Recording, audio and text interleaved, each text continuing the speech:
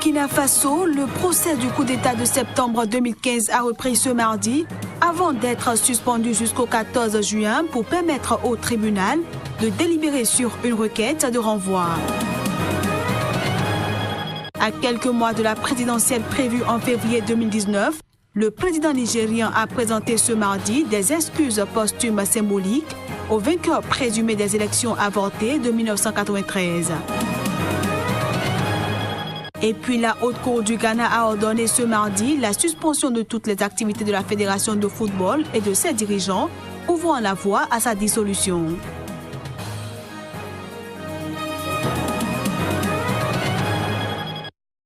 Merci de préférer Sika TV pour vous informer. À toutes et à tous, bienvenue.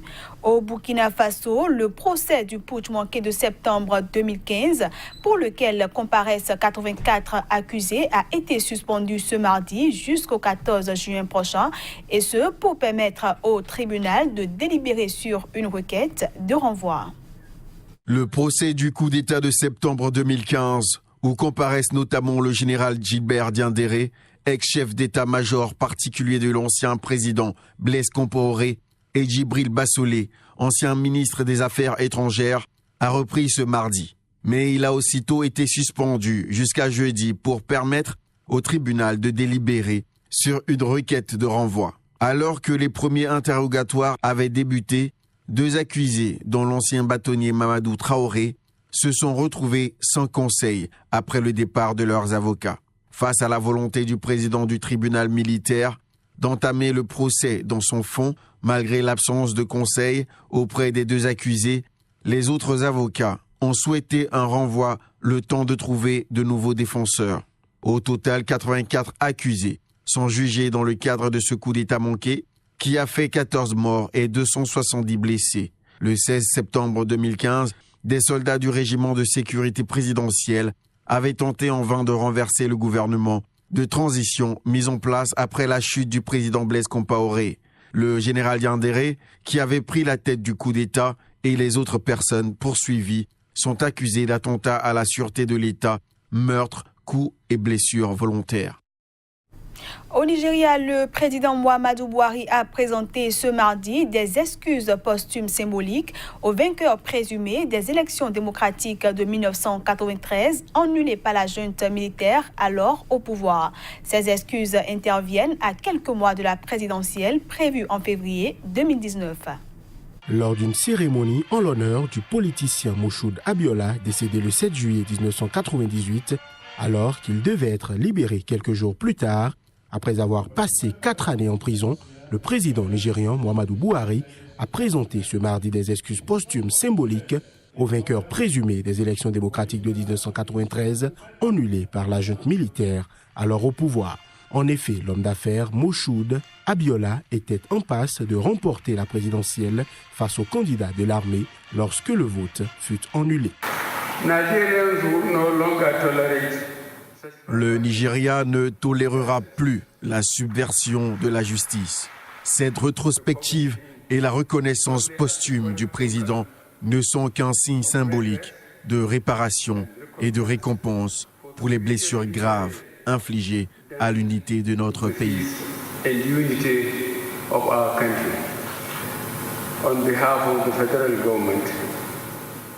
Au nom du gouvernement fédéral, je soumets les excuses nationales à la famille du défunt, Moshood Abiola, qui a obtenu le plus grand nombre de votes, et à ceux qui ont perdu leurs proches le 12 juin.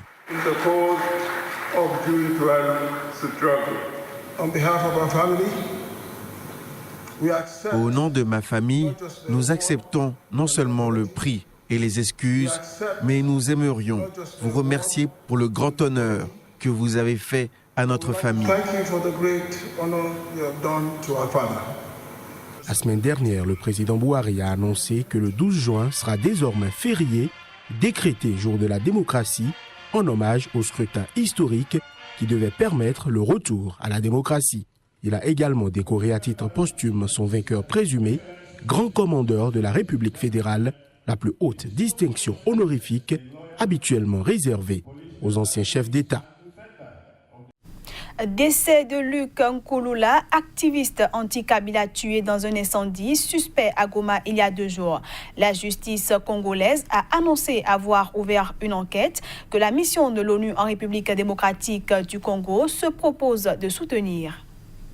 La justice congolaise répond promptement à l'appel du Comité des laïcs catholiques, organisateur de 3 marches anti-Kabila fin 2017 et début 2018, qui a exigé une enquête réellement indépendante pour déterminer les circonstances de la mort de l'activiste anti-Kabila, Luc Nkouloula, décédé dans un incendie suspect dans sa maison.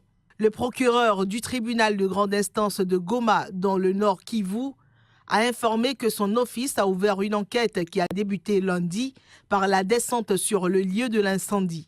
Déjà ont été entendus la sœur cadette et l'oncle de la victime. Une enquête judiciaire que la MONUSCO se propose de soutenir et se tient donc à la disposition de la justice congolaise. Pour les dirigeants de lutte pour le changement Lucha, mouvement pro-démocratie basé à Goma, l'annonce de l'ouverture d'une enquête par le parquet est une bonne chose et encourage. Cependant, il demeure ferme dans la demande d'une enquête internationale avec une organisation spécialisée en matière d'incendie. En effet, Lucha dit n'avoir pas entièrement confiance en la justice congolaise qui souvent est inféodée aux politiques. Luc Nkouloula, 33 ans, était un des fondateurs de Lucha, un mouvement opposé au maintien au pouvoir du président congolais Joseph Kabila au-delà de la fin de son mandat qui a expiré le 20 décembre 2016. En Guinée équatoriale, le président Teodoro Obiang Nguema a annoncé la convocation d'un dialogue politique pour le mois de juillet pour préserver la paix et le développement que le pays connaît actuellement. Il a fait cette annonce lors d'un discours retransmis ce mardi à la télévision d'État. Selon le président équato-guinéen Teodoro Obiang Nguema, le dialogue et la concertation politique constituent les voies pour préserver la paix et le développement que le pays connaît actuellement. Il a fait cette déclaration lors d'un discours retransmis ce mardi à la télévision d'État. Discours dans lequel il a annoncé la convocation d'un dialogue politique pour le mois de juillet prochain. Pour le pouvoir en place, ce dialogue politique, le 6e sous la présidence Obiang, est un appel aux Guinéens de la diaspora de rentrer en Guinée équatoriale pour trouver des stratégies globales et inclusives. L'invitation au dialogue national sera envoyée à tous les Équato-Guinéens dispersés dans la diaspora pour des raisons politiques et pour certains délits politiques afin de rentrer. Comme lors du précédent dialogue tenu en 2014, plusieurs partis politiques pourraient être légalisés à l'issue de celui-ci. De nombreux Guinéens ont fui le pays dirigé par le clan Obiang et dont la grande majorité de la population vit dans la pauvreté. Rappelons que la Guinée équatoriale compte 17 partis politiques reconnus officiellement. Je le disais en titre, au Ghana, la Haute Cour a ordonné ce mardi la suspension de toutes les activités de la Fédération ghanéenne de football et de ses dirigeants. Elle ouvre ainsi la voie à sa dissolution après un scandale de corruption retentissant. Les responsables de la fédération se voient notamment interdire d'organiser des matchs, de procéder à des nominations ou encore de voyager officiellement en son nom. À la requête de la procureure générale Gloria Akufo, la Cour a pris une injonction provisoire suspendant toutes les activités de la Fédération ghanéenne de football, interdisant à ses dirigeants d'exercer leurs fonctions pour une période de 10 jours renouvelable. Les responsables de la fédération se voient notamment interdire d'organiser des matchs, de procéder à des nominations ou encore de voyager officiellement au nom de la fédération à quelques jours du début de la Coupe du monde de football en Russie. Selon la procureure, cette mesure vise à permettre au gouvernement de liquider officiellement l'organisation sportive, devenue un instrument de promotion personnelle pour les personnes qui la dirigent afin de s'enrichir. Dans un documentaire explosif sorti la semaine dernière à Accra, intitulé Number 12, un journaliste d'investigation ghanéen, Anas Arimiyao Anas, connu au Ghana pour avoir révélé de nombreuses affaires de corruption, a piégé des dizaines d'arbitres ainsi que plusieurs dirigeants de la Fédération nationale, dont son président, en leur proposant des pots de vin. Le président de la Fédération a démissionné de ses fonctions vendredi dernier, évoquant une série d'erreurs après avoir été suspendu pour une durée de 90 jours par la FIFA. Hors du continent africain, blocage des demandes de permis de séjour des employés humanitaires internationaux. Le Haut Commissariat de l'ONU pour les réfugiés a demandé ce mardi au ministère des Affaires étrangères du Liban de revenir sur sa décision. Plus de détails à travers ce reportage. Le ministre des Affaires étrangères du Liban a annoncé vendredi le gel de l'octroi de permis de séjour pour le personnel international du Haut Commissariat pour les réfugiés. Le HCR se dit très préoccupé par cette décision et espère qu'elle sera vite renversée. Il était question de geler toutes les demandes des employés du HCR jusqu'à nouvel ordre. Le ministre des Affaires étrangères a justifié la dite décision par les divergences sur la question du retour des réfugiés syriens avant d'être désavoué par le Premier ministre. Pour le porte-parole de l'organisation, la nouvelle affecte le personnel et a un impact direct sur la capacité du Haut Commissariat pour les réfugiés à mener à bien un travail de protection au Liban. En effet, le Liban accueille près de 1 500 000 de réfugiés syriens, dont 1 million inscrits auprès du HCR. Jeudi, dans un tweet, le chef de la diplomatie libanaise avait accusé le HCR d'intimider les réfugiés syriens enregistrés au Liban dans le but de les empêcher de rentrer chez eux. De son côté, le HCR estime que les conditions humanitaires et sécuritaires en Syrie ne sont pas propices à un retour massif et craint des départs forcés du Liban. Et puis, chagrin, mais aussi colère et désir de justice animent les survivants de la tour Grenfell. Et ce, à l'approche du premier anniversaire de l'incendie le plus meurtrier qu'ait connu le Royaume-Uni depuis la Seconde Guerre mondiale. Reportage. Quand Vasiliki sort de chez elle, c'est la première chose qu'elle voit. La tour de Grenfell. Il y a un an, cette tour s'est transformée en un gigantesque brasier. 71 personnes, dont une femme enceinte, sont décédées.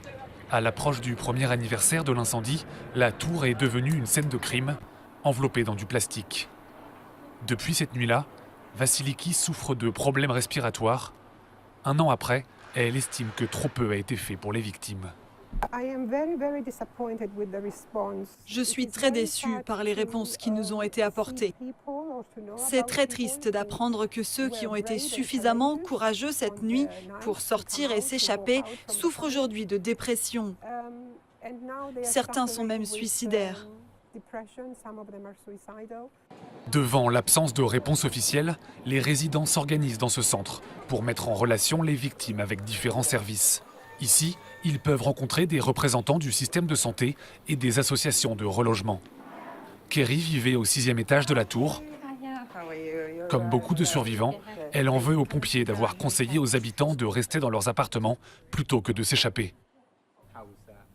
Je suis contente de ne pas avoir suivi leurs conseils. Je préfère ne pas penser à ce qu'il serait arrivé si j'étais restée à l'intérieur. Je pense que si plus de gens avaient tenté de s'échapper, il y aurait plus de survivants. Une enquête sur l'incendie est en cours, mais le revêtement qui a facilité la propagation du feu n'a toujours pas été interdit et les associations ne cachent pas leur déception. Je pense que trop peu a été fait. C'est la première fois qu'autant de Britanniques perdent la vie depuis la Seconde Guerre mondiale. Je ne comprends pas pourquoi le pays ne s'est pas révolté, pourquoi nous ne disons pas au gouvernement que les choses doivent changer. Le gouvernement n'a toujours pas banni les revêtements inflammables. Le mois dernier, le gouvernement a annoncé une aide financière aux conseils locaux pour retirer les revêtements inflammables de leurs immeubles. Voilà qui vient mettre un terme à cette édition que je vous remercie d'avoir suivi. À bientôt.